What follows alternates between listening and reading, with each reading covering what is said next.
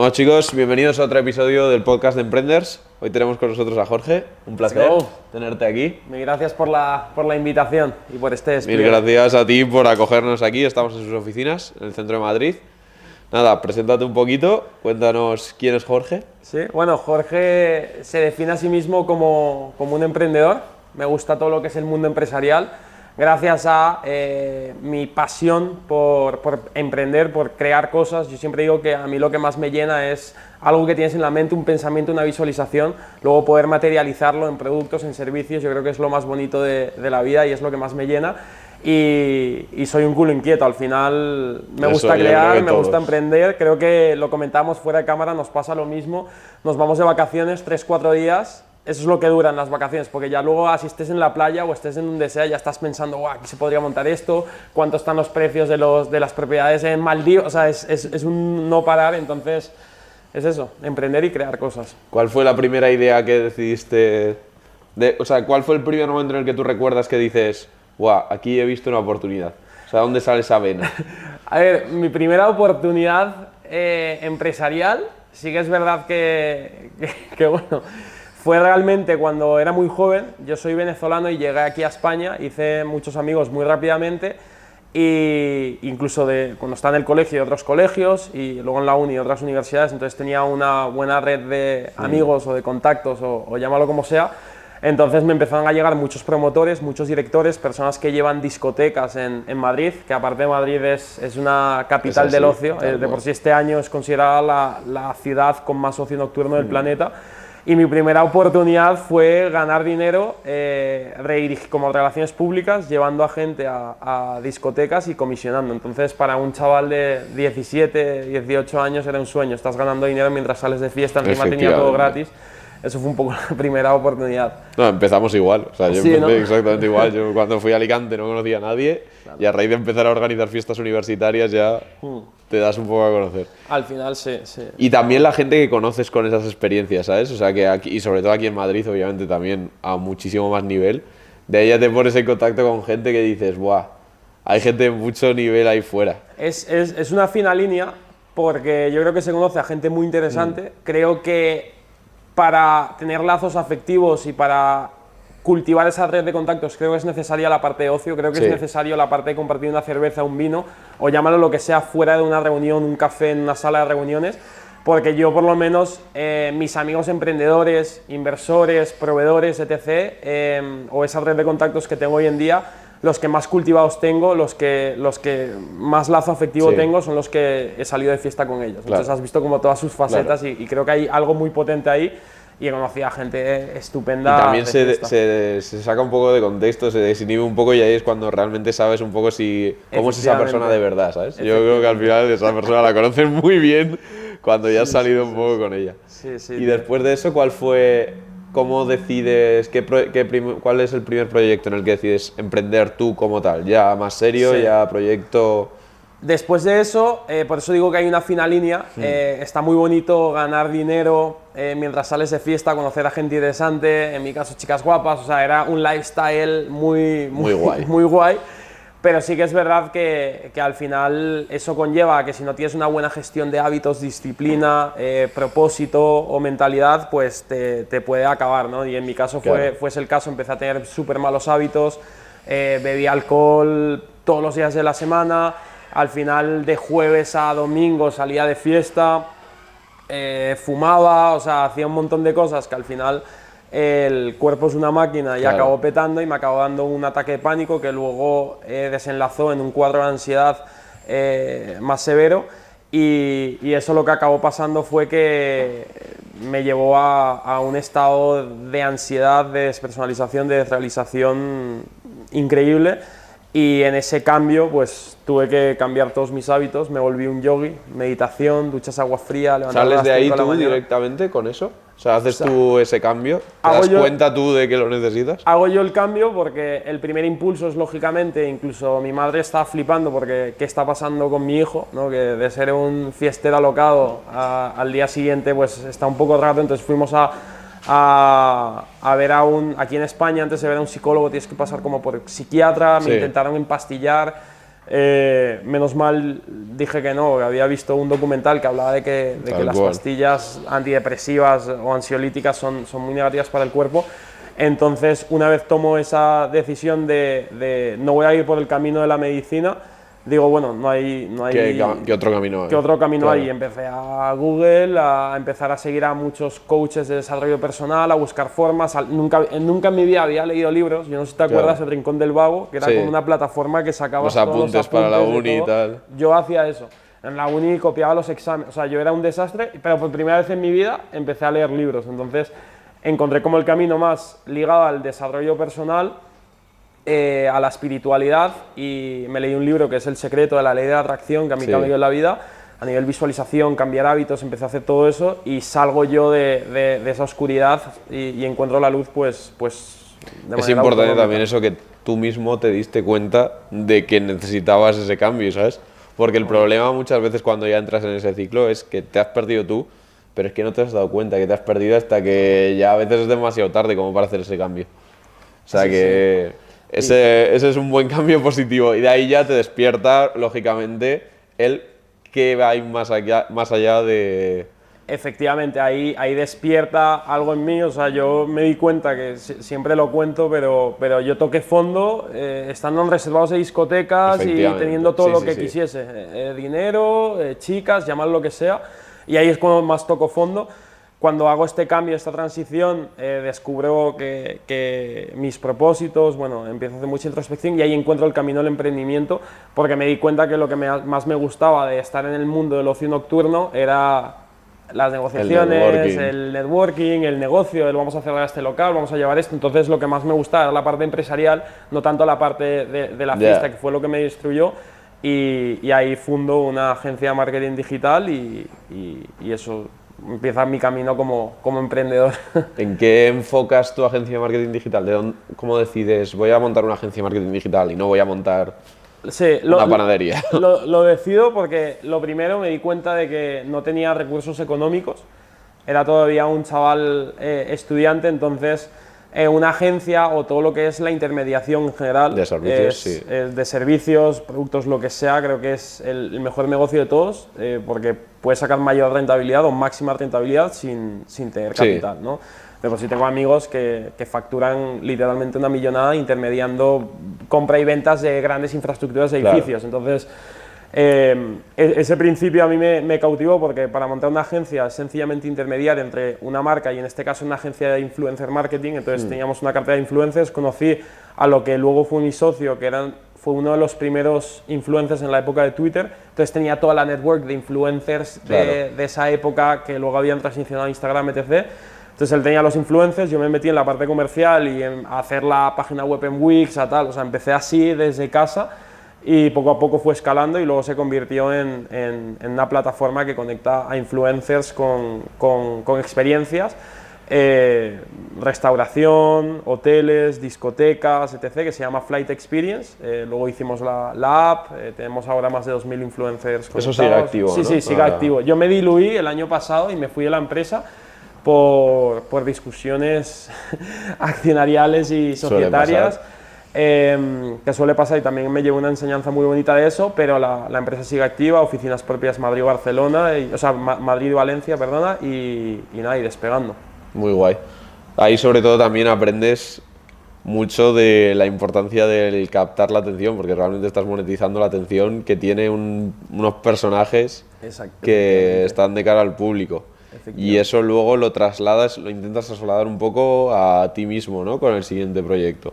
Efectivamente, al final, bueno, yo me di cuenta de muchas cosas montando tanto empresarial como psicología, como marketing, fui descubriendo, ¿no? Yo creo que no hay mejor máster que lanzarte de lleno a emprender. Y menos mal, yo de por sí iba a hacer un máster en redes sociales y es la mejor decisión que tomé en mi vida, porque si hubiese hecho ese máster estuviese aprendiendo cómo funciona Facebook, TikTok ni existía, cómo hacer crecer tu marca a través de Snapchat. O sea, te estoy hablando de esa época. Sí. Esa época, hace 5 o 6 años. Sí, esa época que ya de un año para otro te cambia así. Entonces la mejor manera de aprender y de avanzar, yo creo que es lanzándote, y de por sí eso fue, esa baza fue muy importante para nosotros, porque nosotros siempre decíamos dentro de nuestro speech, te llegaban 2 chavales de 20 y pocos años a vender un servicio recurrente a una gran empresa y decían, oye, ¿vosotros qué sabéis? Siempre les decíamos, somos los que más sabemos de redes sociales porque estamos en el día a día, porque creamos contenido, porque estamos en contacto con influencers.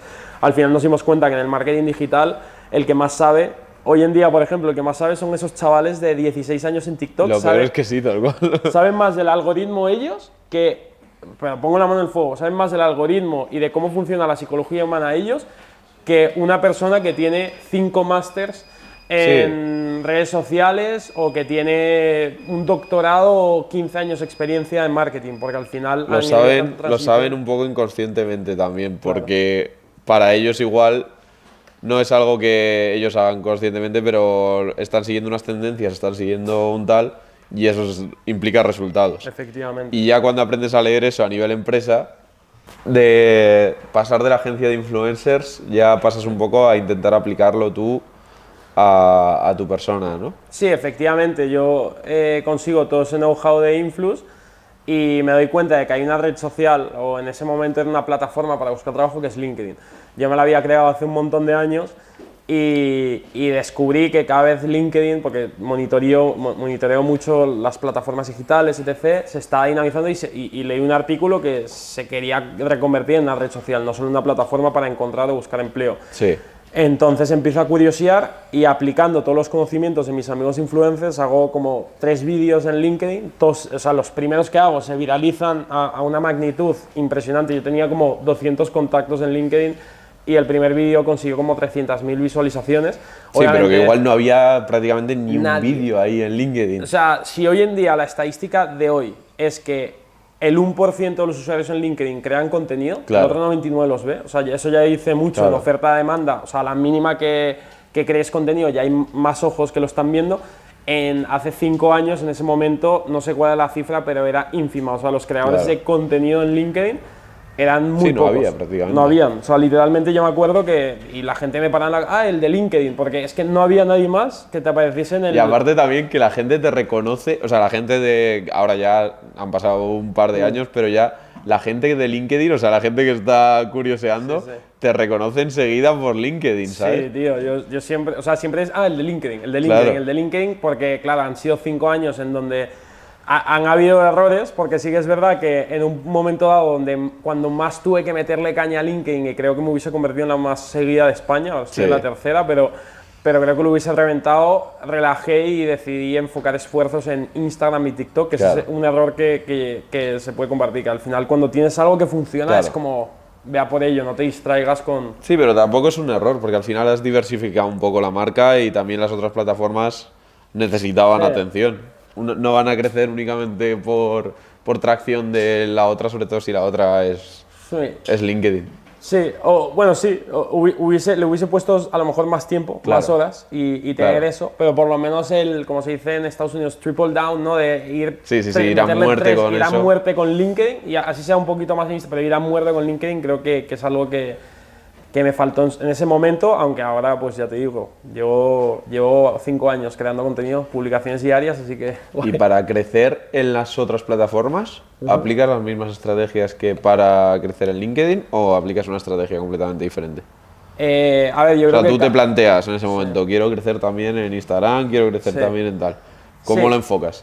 Yo lo enfoco, o sea, cada plataforma, cada red social tiene un lenguaje distinto, un público objetivo distinto y una manera de interactuar distinta y la gente lo consume por razones distintas, ¿no? Entonces, sí que es verdad que hay que, de cierta manera, adaptarse a cada plataforma.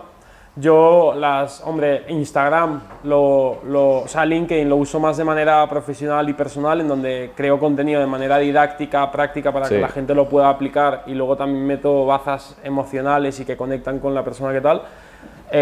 TikTok es más de inmediatez y Instagram, en el caso, pues es más dinámico, se ve más mi persona real. Entonces, sí que suelo seguir la misma línea porque creo que diversificar mucho en distintas tampoco vas a cambiar la persona. Te quema mucho, pero la manera de crear las piezas es completamente distinta. O sea, podríamos hablar una hora de esto, pero sí que hay distintos. O sea, LinkedIn, por ejemplo, ahora funciona más texto con foto.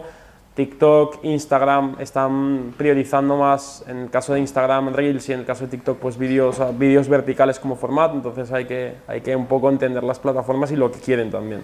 Y ahora que ya lo tienes es un poco claro, a la hora de crear contenido tú te divides como esta hora voy a hacer esto, esta hora voy a hacer contenido para tal, esta hora voy a hacer tal. Sí. O coges contenido y luego lo reprogramas.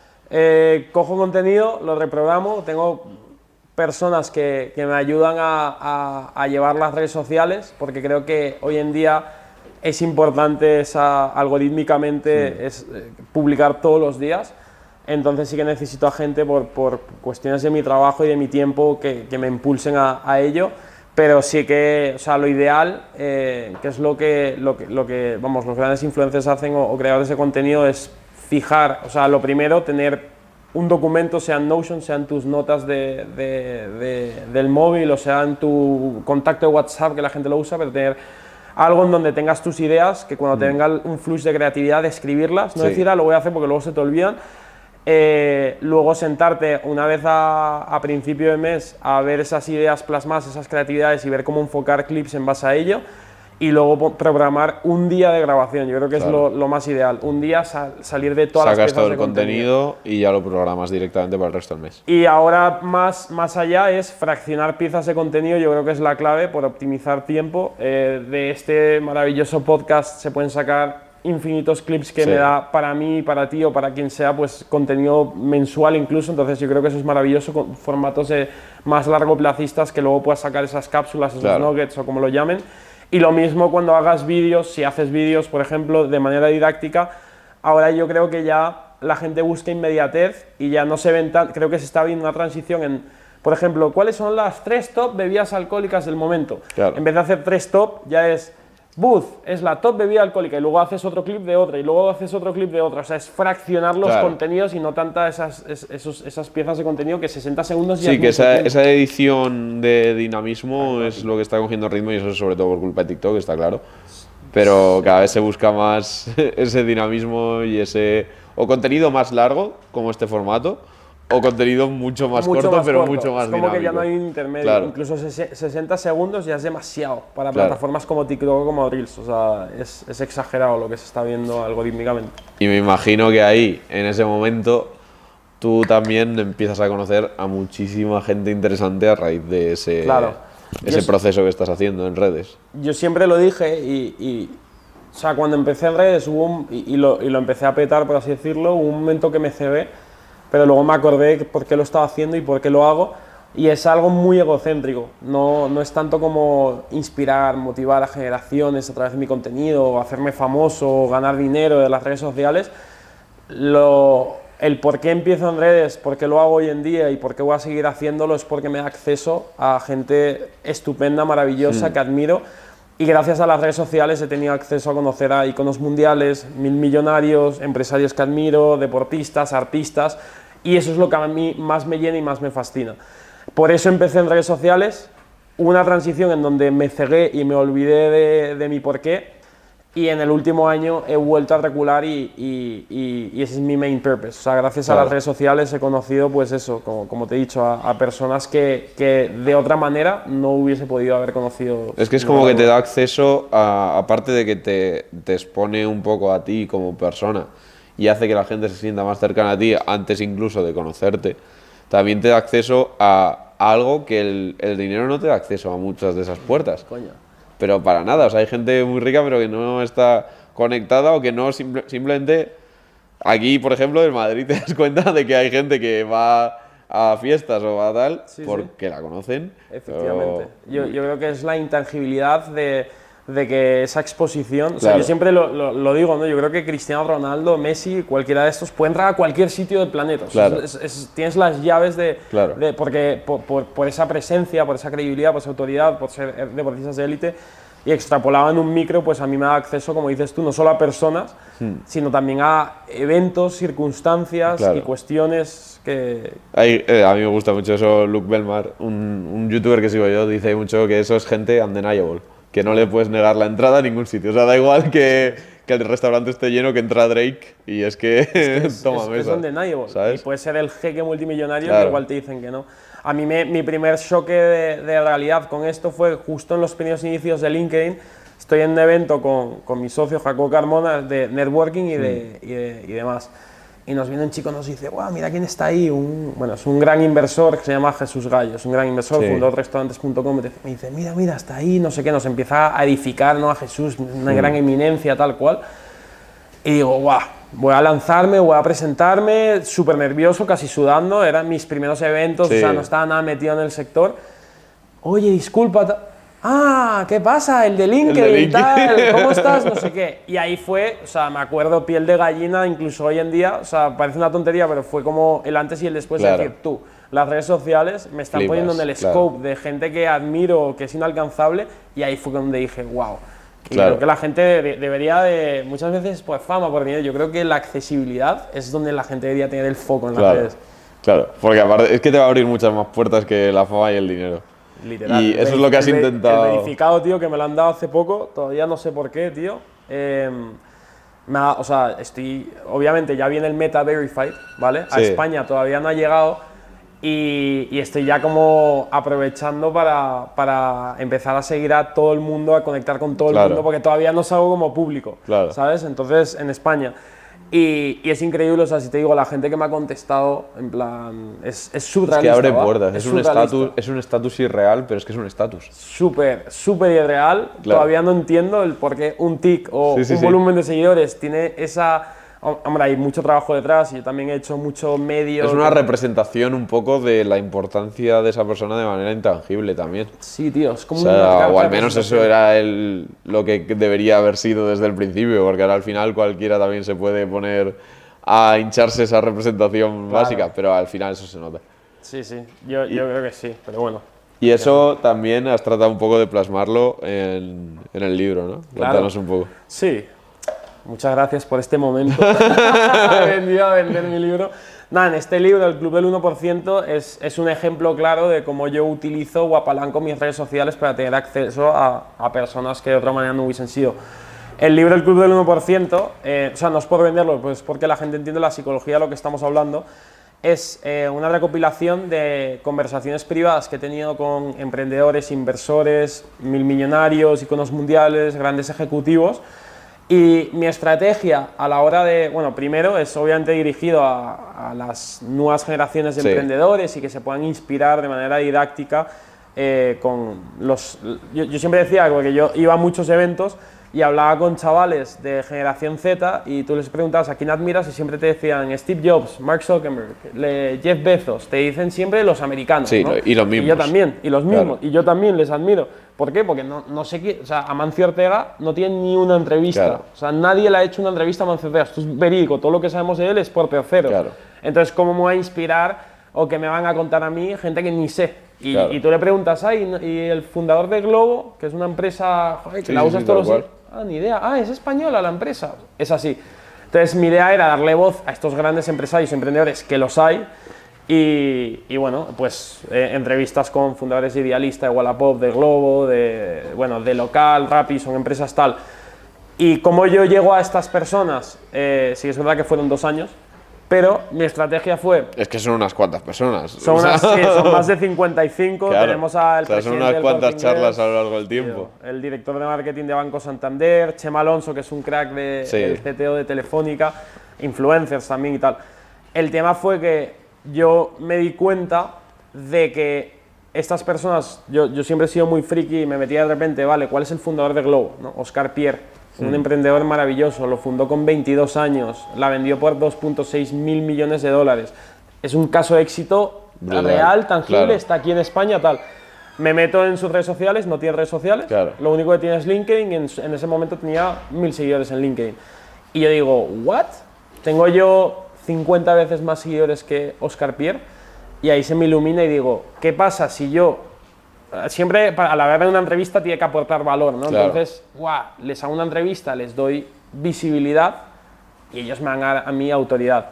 Y empecé, aparte lo hice muy psicológico, empecé con colegas y luego escribía de repente, bueno, para el fundador de Idealista, por ejemplo, si tú ves mi LinkedIn, o sea, le hice a lo mejor 15 mensajes. Claro. Pero le iba medio picando de repente, oye, acabo de entrevistar al cofundador de Globo, y le pasaba el enlace, ¿te interesa? Tal, y así, tal, hasta que lo conseguí, ¿no? Pero es muy estrategia americana, tal cual, o sea, 100%. Tienes colega, entonces de repente entrevistaba a uno que es colega del otro, porque les veo, o son socios o tal, y entonces iba así. O sea, yo tenía una movida mental de a quién entrevisto primero para llegar a los más grandes, ¿no? Entonces, y eso lo hice aportándoles a ellos visibilidad, y ellos lo que me aportaban era una autoridad, porque estábamos en el mismo plano, yo y el fundador de Cadify y de Wallapop y tal. Claro, al final eso también es un poco lo que se busca con esta... Es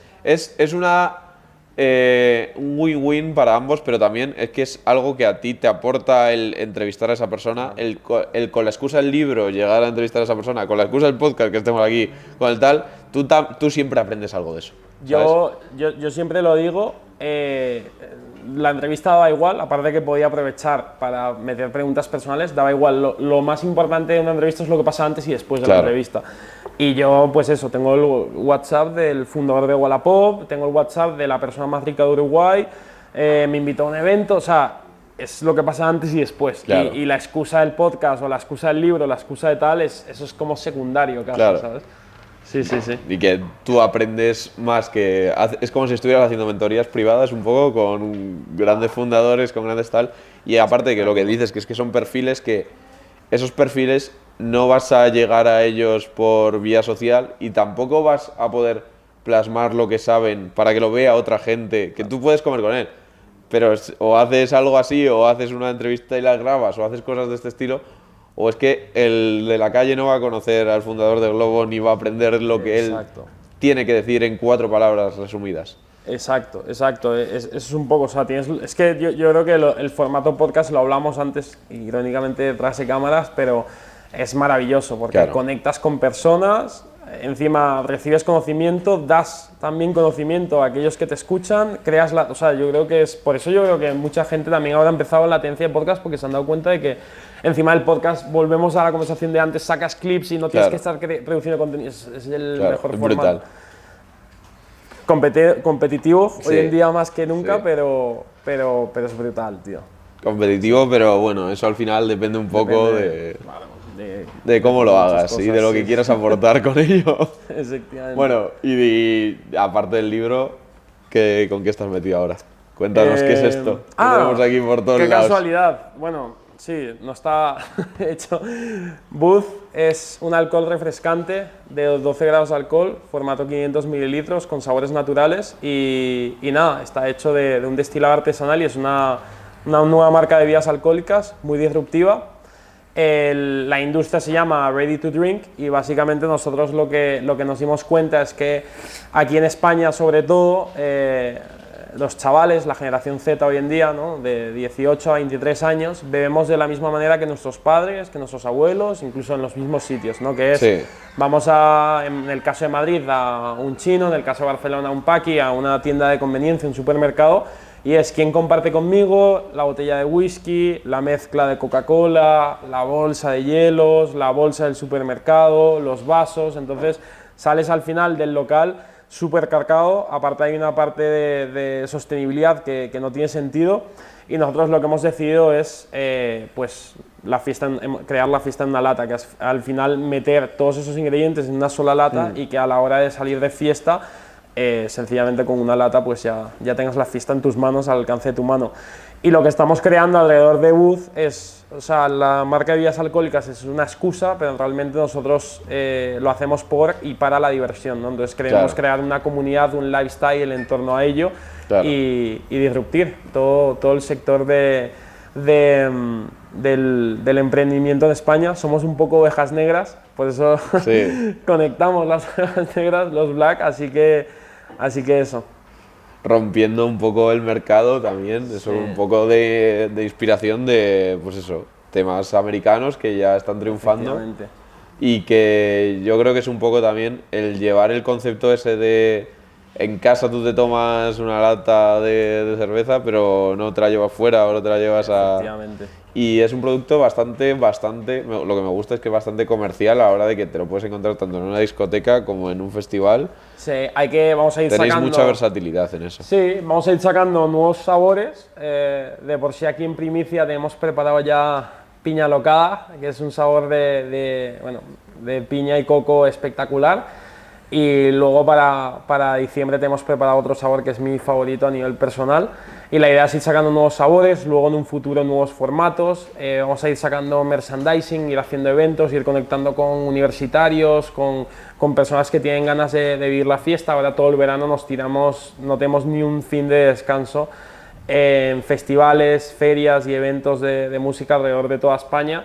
Y bueno, y en esas estamos. Te comentaba fuera de cámara que al final estamos trabajando 7 a 7 porque trabajamos de lunes a viernes en la oficina y obviamente los eventos y festivales y demás nos toca el fin de semana, o sea que es un non-stop, pero bueno, es divertido para mi etapa vital en mi vida hoy en día. Volviendo a lo de antes, del principio de la conversación, sí que es verdad que a mí el mundo del ocio me ocasionó pues eso. Luego cuando me metí en el mundo más espiritual, meditativo, me di cuenta que tampoco me encontraba en mí mismo y ahora estoy intentando llevar un balance sano en donde combino deporte, donde combino vida social, pareja, negocio y diversión en un mismo saco. Tampoco es un extremo, o sea, también es que eso es algo que se está extendiendo demasiado, el hecho de el emprendimiento extremo o no tienes que salir, no tienes que hacer nada, no tienes que beber alcohol, no tienes que hacer absolutamente nada. No es así. O sea, tú puedes encontrar tu equilibrio en tu punto. O sea, hay gente que para eso sí que es bueno porque es muy extremista y si no hace eso, hace todo lo contrario. ¿Sabes? Pero si tú realmente tu punto intermedio lo tienes en poder salir y hacer networking y conocer al presidente de la compañía de no sé qué en la fiesta, porque es que lo vas a conocer y si no hubieras ido a esa fiesta no lo hubieras conocido. Es que efectivamente, y a mí nadie me va a contar nada porque yo he tenido todas las fases posibles y he estado temporadas largas en donde he sido vegetariano, me levantaba a las 5 de la mañana, ducha de agua fría, 3 meditaciones al día, o sea, he sido esa persona. He sido la otra, he visto todo y yo creo que a nivel conclusión y también preguntando de por sí, una parte de la excusa de este libro fue cuáles son los hábitos, cuál es la fórmula secreta, ¿qué hacen? ¿Qué hacen? O sea, a ver si hacen todo lo mismo tal, y ahí te das cuenta que no. Te das cuenta que a mí me explotó la cabeza y yo pensaba que todos iban a hacer lo mismo, iban a seguir, ¿no? Lo que se ve en las redes sociales hoy en día, que es levantarte a las 5 de la mañana, hacer push-ups, no tienes tiempo para fiesta, no tienes tiempo para tal. Y de repente me di cuenta que personas que admiro, hay algunos que se despiertan a las 4 de la mañana para trabajar, efectivamente, pero hay otros que se acuestan a las 4 de la mañana para trabajar, porque son nocturnos y no paran de trabajar. Hay unos que meditan para desconectar, para quitarse el estrés, la ansiedad de encima, y hay otros que se toman una cerveza con sus amigos para quitarse la ansiedad, para quitarse el estrés de encima. Entonces, no hay ningún patrón, ninguna fórmula secreta. Creo que lo que se está vendiendo del emprendimiento es erróneo y creo que cada quien tiene que encontrar su balance dentro de su vida y lo que más le llene. Y es que hay algunos que trabajan mejor de mañana, otros de tarde, unos que les sienta mejor ducha de agua fría, otros ducha de agua caliente. Encontrar qué es lo que más te funciona, pero no tener esa presión de si no me despierto a las 5 de la mañana, si no medito 4 veces meditación al día, no voy a tener éxito. Y es completamente sobre todo eso, porque es que es una presión completamente innecesaria que se le pone a la gente y que si tú eres joven, tienes 15 años y te pones esa presión y solo ves eso por todos lados, porque es que lo triste es que ahora cuando empiezas a ver algo, solo lo ves eso por todos lados. Y realmente no sabes que hay otra opción, dices, buah, es que igual no me gusta emprender, o buah, es que estoy amargado. Pero es que no es que estés amargado, es que te están haciendo emprender de una forma que no es emprender tampoco. Efectivamente, yo creo que cualquiera puede conseguir todo lo que quiera en la vida haciendo cosas distintas, lo único que tiene que haber una introspección interna de qué es lo que te funciona, qué es lo que no, qué es lo que te viene bien, qué es lo que no. Elon Musk bebe alcohol, sacó una marca de tequila de edición limitada. Es Elon Musk. Jeff Bezos está todo el día en el gimnasio, el fundador de Amazon. Tenemos al chico este del Manchester, ¿cómo se llama? El Jake este que lleva 5 días de fiesta y es un deportista de élite. Entonces, yo creo que no hay ningún patrón, pero sí que saber qué te funciona, qué te perjudica y qué no. Hay personas que no les sientan bien la fiesta, hay otras que sí, tener eso muy claro, qué es lo que te mueve, qué es lo que te llena y encontrarte. Pero sí, que no solo es la fiesta, viajar, tú estás a ti te gusta viajar, no te vas a despertar a las 5 de la mañana y te vas a hacer una ducha de agua fría si estás en Roma con tu novia. ¿Sabes? O sea, encuentra un poco el balance y que eso sea lo que se ajuste a ti. ¿Cómo surge y cuál es el proceso inicial, ya por curiosidad, de empezar a montar algo así?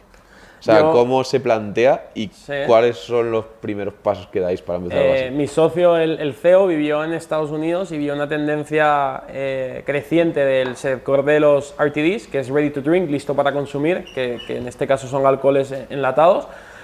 Y él me acuerdo que me llamó en 2019 cuando tenía la agencia cuando estaba en la agencia de marketing digital de influencers para pedirme un par de consejos, comentar, etc. Habíamos ido al cole juntos, no teníamos una relación tan estrecha, pero sí que nos conocíamos muy bien.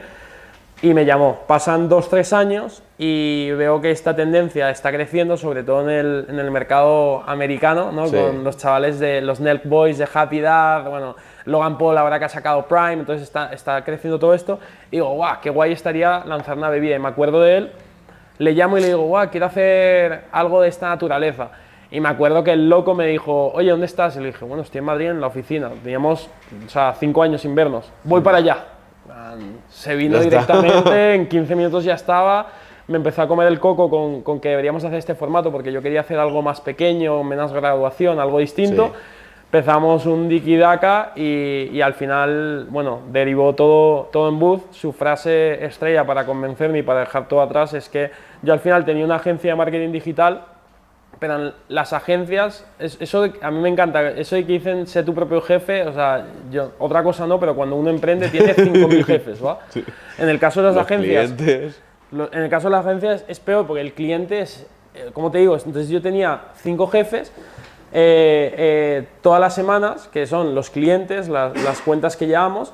Y al final, como agencia de marketing, muchas veces que trabajamos con grandes empresas, o sea, no hay ninguna libertad creativa. Ellos te exigen y te obligan a cierto tipo de contenido y es una lucha constante, pero al final es el cliente que aunque decide. Tú sepas que esto es lo que funciona, si ellos realmente, no me cuadra con lo que yo quiero transmitir, con lo que yo quiero tal. Y a mí como perfil creativo, como marketer, me frustraba mucho el tener que tragar y escupir. De por sí yo fui muy mal estudiante porque no aguantaba la dictadura de un profesor que me está enseñando ADE y que no ha montado una empresa en su vida y que encima me dice que trague y que escupe. En fin, el sistema educativo es algo que podemos hablar mucho porque es lo que más tal. Y la frase estrella de mi socio fue, oye, si hacemos esto, vas a poder hacer lo que te salga de la polla. En plan, literal, esa fue la frase.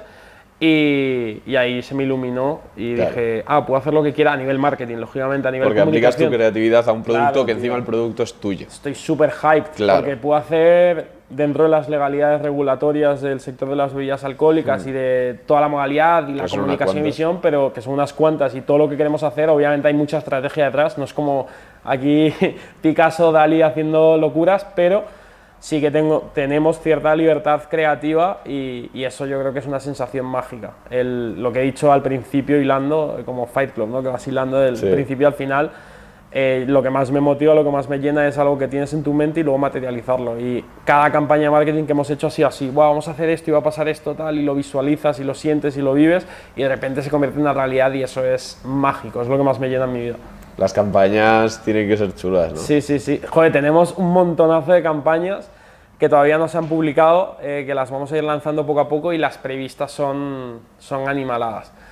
Animaladas que creemos que vamos a sacar adelante. Bueno, entrando también al tema de los productos, en base a eso, has comentado un poco en el Voice, Prime y tal. ¿Qué opinas de esta tendencia de... Obviamente creo que la compartes, pero ¿qué opinas? ¿Qué futuro tiene esta tendencia de influencers, creadores de contenido que se vuelven marcas o que asocian una marca a la marca que han creado ellos? Totalmente. Aquí lo que ha pasado es muy interesante, aparte a mí me encanta. Es algo que me encanta y me fascina, porque al final todo el sector del influencer marketing, lo que pasó fue que las marcas obviamente se dieron cuenta que los influencers son grandes medios de comunicación, que les sale más barato que otros medios tradicionales, radio, televisión, prensa, etc., y que llegan a muchísima gente y conectan de manera más humana.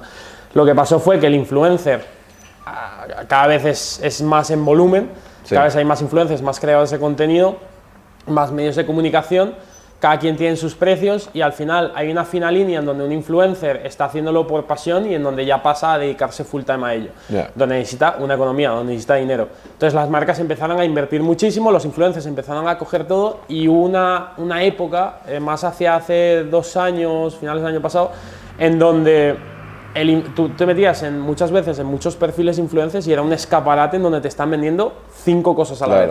Y los influencers han sufrido, yo hablo con agencias, se notaba, han perdido credibilidad, ¿pero por qué? Porque viven de ello, porque también una marca te pone un cheque en blanco y es difícil decir que no. Entonces, cada vez los influencers están diciendo cada vez más que no a acciones comerciales, yo creo que los tienen que hacer, lo tienen que decir, no se tienen que prostituir. Y cuando nace esta tendencia de influencers que se juntan con empresarios, porque aquí hay algo muy interesante, nosotros vemos Logan Paul y KSI en Estados Unidos que lanzan Prime, o vemos a MrBeast, que es el youtuber más seguido, que lanza los Feastables o lanza su restaurante, Nelk Boys que lanzan Happy Dad, vemos que ellos lo han lanzado, pero al final hay una alianza con empresarios, con distribuidoras muy interesante. Ves la parte visible, pero al final es como una empresa de software que hay alguien que hace el pitch, pero hay un equipo detrás que está produciendo. ¿Qué ha hecho el influencer española mal? Que han intentado ir de emprendedores ellos. Claro. Entonces, todo el influencer intenta ir de emprendedor y, voy a lanzar mi propia marca de ropa. ¿Y qué hacen? Se crean ellos mismos la página web, o lo hace el sobrino.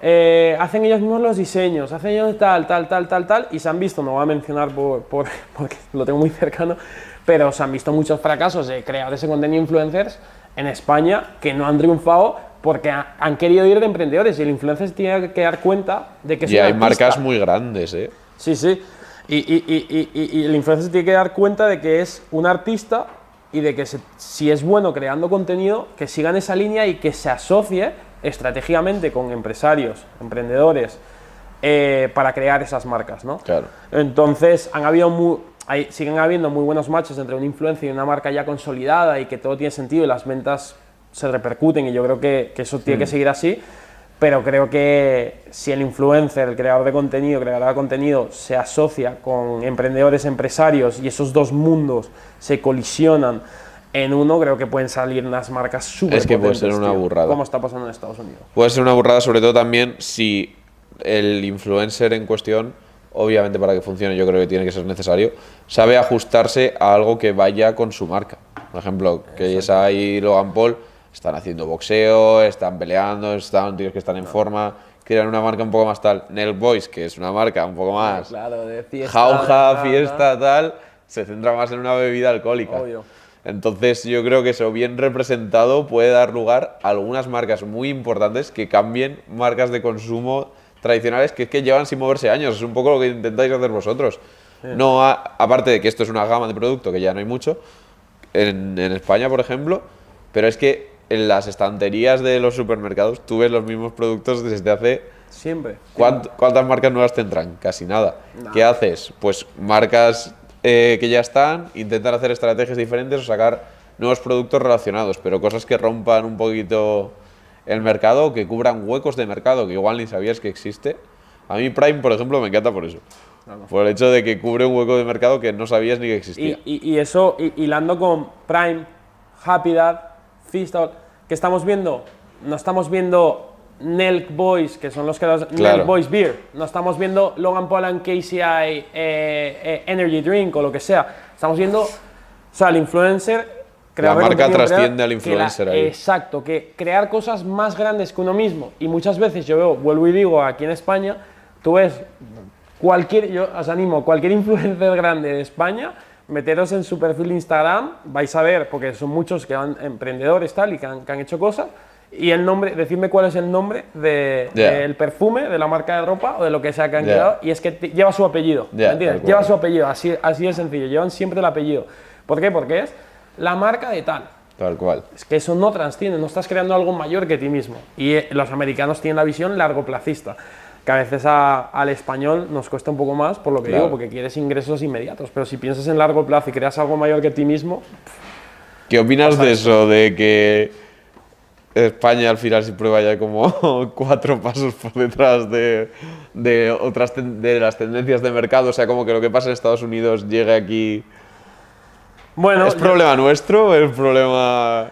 Yo tengo mi opinión también. A ver, España es muy tradicional, ahora que estoy en el sector de las bebidas alcohólicas, es un país cervecero, vínico, sacarle de esa casilla es muy complicado, Sí. hay un proceso educativo, entonces yo creo que España es muy tradicional, muy suyo, creo que España es el país con mejor estilo de vida del planeta Tierra y ese estilo de vida también conlleva a que no haya motivación o ambición por seguir Comodidad, mejorando. sí. Hay mucha comodidad, mucho confort. En España, en comparativa, no quiero sonar controvertido, pero en comparativa a otros países se vive muy bien con muy poco. Siempre Sí. hay tiempo para una cerveza, siempre hay tiempo para un vino. Con que tengas mínimo sueldo, no te digo Madrid, Barcelona, que los precios inmobiliarios están en alza, pero en cualquier otra ciudad, con un mínimo sueldo interprofesional, el actual, tienes Tal cual. para salir de fiesta, va a tomarte tu cerveza con tus amigos, etc.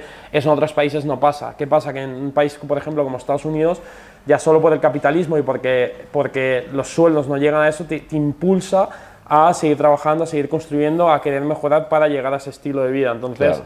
yo creo que en España hay mucha comodidad y lo decía el otro día, si a un español, una española, le dices, oye, trabajando 4 horas a la semana ganas 2.000 euros al día, ¿qué hace el español, la española? Va a trabajar solo 4 horas a la semana No, 8. y va a estar así, porque, ya tengo todo hecho. Dile a un americano que ganas $2.000 trabajando 4 horas al día. ¿Sabes qué va a hacer? Va a decir, hostia, 4 trabajo por 10. 4 tú vas a trabajar 24 horas tú y voy a hacerme aquí, Claro. ¿me entiendes? Ese es el cambio, que Claro. el americano o otros países dicen, guau, si estoy ganando esto con esto, voy a hacerlo por 3 y voy a trabajar Claro. 3 veces más y voy a ganar 3 veces más.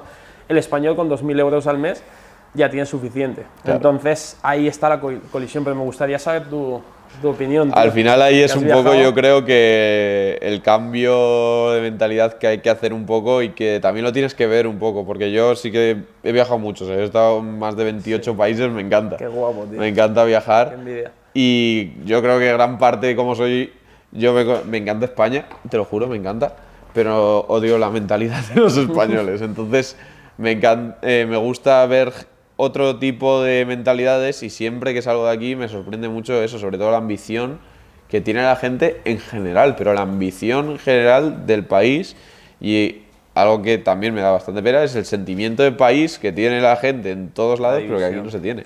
A mí eso...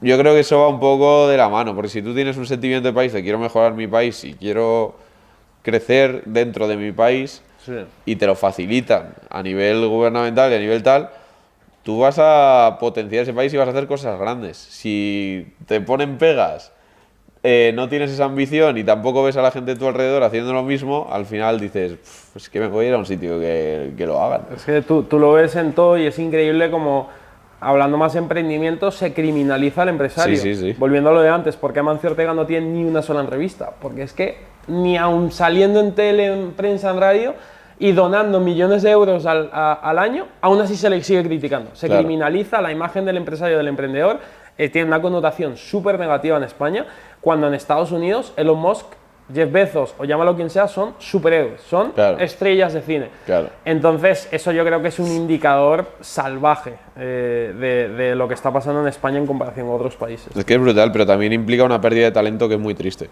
Porque al final va a haber muchísima gente que no va a decidir luchar o pelear aquí y se va a ir a otro sitio que se lo pongan un poco más fácil o que le apoyen un poco más.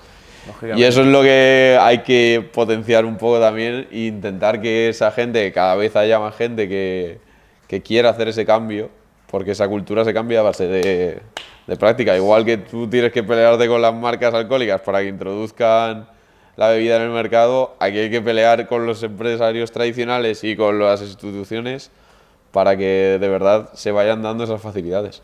A mí me gustan mucho proyectos pues eso, como Lanzadera o proyectos Sí. de este estilo que apoyan un poco, pero en lugar de apoyarles a nivel gubernamental, como que les ponen trabas encima. Entonces, como... No, es que las trabas, yo tengo Es un sinvivir. un amigo que tiene un proyecto bastante potente aquí en España.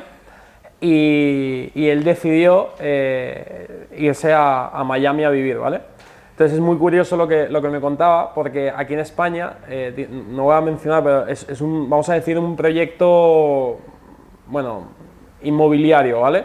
Entonces él quería hacer un tema hotelero, total, el ayuntamiento le puso trabas, le dijo que no, encima le multaron porque contrató un falso autónomo en vez de estar en nómina, bueno, le pusieron un montón de trabas, multa. Se fue a Miami, me dijo, con el mismo business plan, el mismo de aquí, cambió el nombre y puso tal Miami, sí. Llegó a Miami, le dieron la visa, le dieron la llave de la ciudad y le pusieron todas las facilidades, incluso subvenciones, para montar el proyecto. Y me decía, es increíble que con el mismo proyecto en Madrid me multen, me pongan trabas, no me dejen fomentar y crear empleo, y con el mismo proyecto, copy-paste, mismo deck, mismo dossier, misma presentación, en Miami me den la llave de la ciudad, me den subvenciones, me den el visado y me permitan escalarlo. ¿Crees que eso tiene solución aquí? Yo creo que... ¿A largo plazo? Solución... Es que yo creo que la solución viene... Por eso decía lo del sistema educativo. O sea, me refiero si lo das por perdido o si... El sistema educativo sí cambia. Claro. Y mentalidad cultural sí cambia. O sea, parece como muy... Aquí un speech, ¿no? Sí. de gran consumo. Pero es verdad. O sea, la solución no viene... Porque los empresarios y emprendedores somos minoría, hablando claro, y es que las políticas se hacen en base a la mayoría, porque el partido político busca llegar a cuantas más gente posible para tener votos y para seguir en el reinado.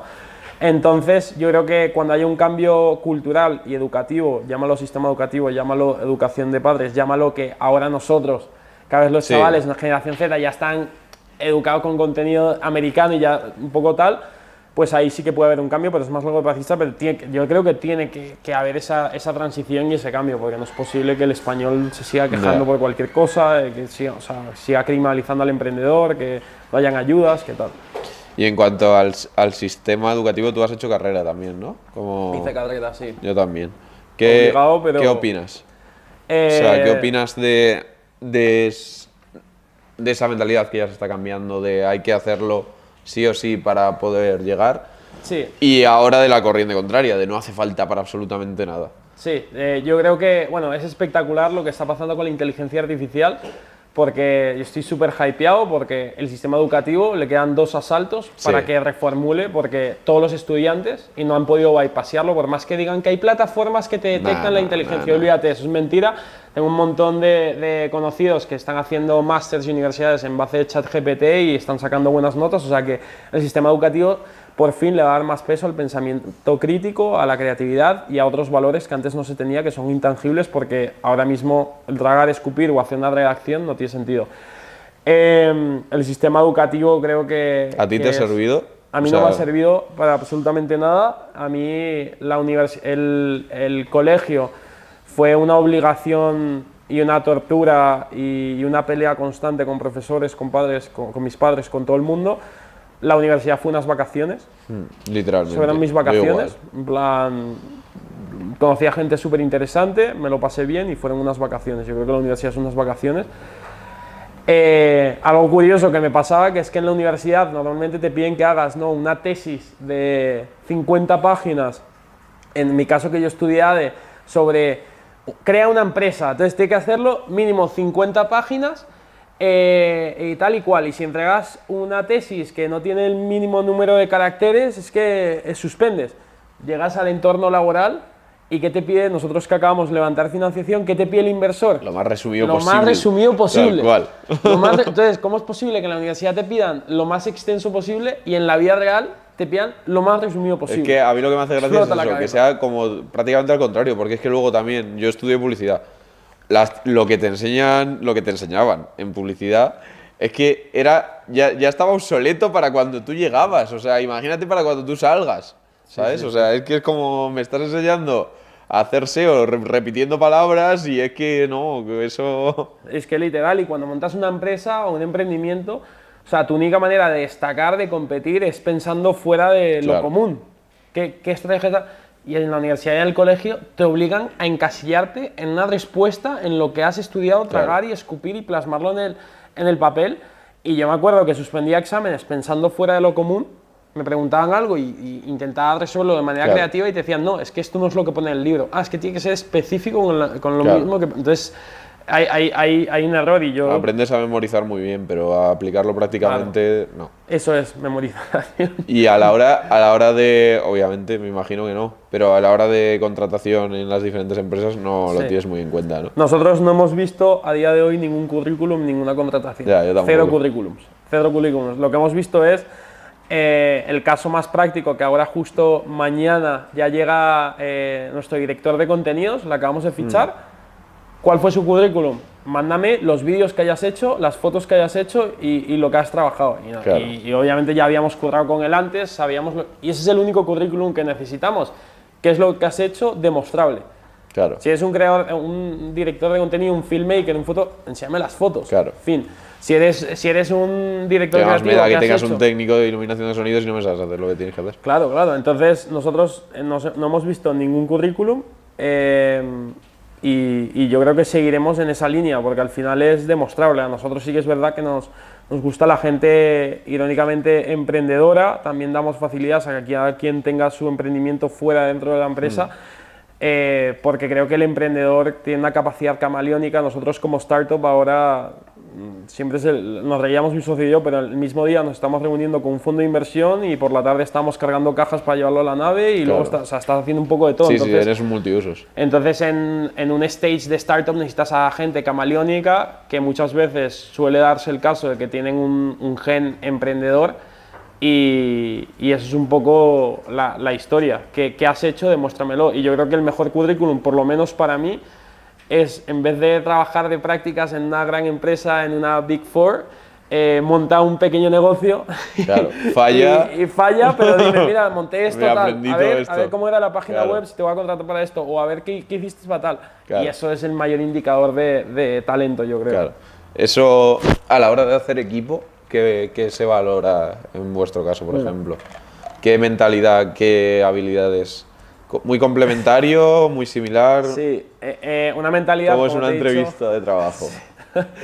Yo creo que no hay entrevistas de trabajo, hay que salir de fiesta antes para ver. No, pero en nuestro caso sí que es verdad que es una marca muy disruptiva, muy alocada, tiene cierta línea, entonces nosotros obviamente valoramos tanto talento demostrable, como te he dicho antes.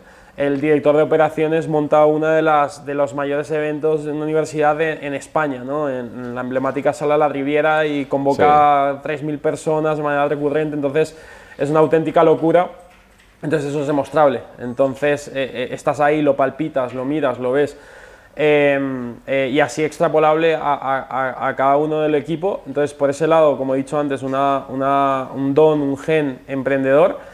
Por otro lado, una cierta pizca de locura. Yo siempre cito a Steve Jobs y es que los locos son, si estás suficientemente loco para creer que puedes cambiar el mundo, lo acabas cambiando. Entonces yo creo que los locos cambian el mundo y necesitamos un poco de locura controlada, pero un poco de locura, sobre todo en este sector, en pensamiento creativo. Sí, pensamiento creativo. Y luego lo más importante para nosotros es la capacidad camaleónica, de que estás en el equipo para desempeñar una actividad y es importante llegar al punto en donde haya gente por debajo y esa sea tu actividad, pero que tengas esa flexibilidad de poder derivar otras cosas. Y en el equipo estamos, como te he dicho antes, todo con todo y eso es muy bonito. Tenemos muchos procesos, cada quien intenta estar en un departamento, pero intentamos que haya esa flexibilidad camaleónica y estamos en stage, depende, porque también si eres una startup que quieres tecnológica, que quieres desarrollar una fintech, un neobanco, pues necesitas un desarrollador que se especializa en esto. En nuestro caso, buscamos a gente que sea muy buena en distintas áreas cosas, claro, y que tenga esa flexibilidad. Muchas veces dicen explotado, no, es que ahora, hoy en día la necesidad es eso. Y eso, bueno, Gary Vee, por Pero ejemplo, y es que el que esté dispuesto a hacer eso es el que va a ser contratado y el que no es el que va a acabar en un puesto que luego encima no le gusta. Pero es que no te has diferenciado como persona ni como profesional. Exacto. Y este director de contenido que hace filmmaker, fotografía, campañas creativas, el día de mañana esto va a seguir escalando cuando tengamos cientos de empleados, él va a tener un equipo. ¿Y a quién va a tener? A una fotógrafa que solo se dedica a eso, a un filmmaker que solo se dedica a eso, a un editor que solo se dedica a eso y a un creativo que solo se dedica a eso. Claro. Pero ¿qué pasa? Que va a ser un crack como dirección, Claro. porque ya ha pasado por todas las fases. Entonces yo creo que eso es mágico, tío. Claro, estoy completamente de acuerdo. Y para acabar, esto lo pregunto siempre. ¿Cómo te gustaría que estuvieras tú y los proyectos actuales de aquí a 5 años?